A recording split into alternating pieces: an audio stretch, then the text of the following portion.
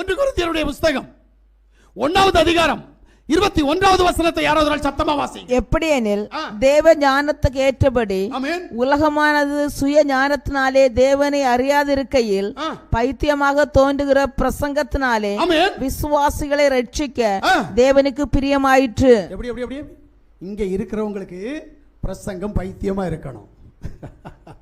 இங்கதான் சிக்கல். பாஸ்டருக்கு என்ன பேசுறாரு, எப்ப பார்த்தாலும் கோபமா பேசுறாரு, எப்ப பார்த்தாலும் எதையோ ஒண்ணு இருக்கணும்.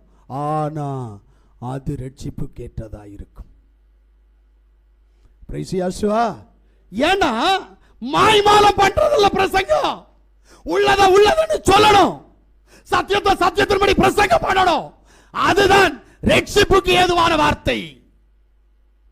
பாவத்தை பாவம்னு சொல்லாம பரிசுத்தம்னு சொன்னா அங்க யெகோவா மீசியா கிரியை செய்வாரா? அல்லேலூயா. இல்ல, சத்தியத்தை சத்தியத்தின்படி போதிக்கணும், ஜனத்தை சத்தியவானாக மாற்றணும். அப்படின்னா அவன் பாவத்தை அவனுக்கு நீங்க சொல்லித்தான் ஆகணும்.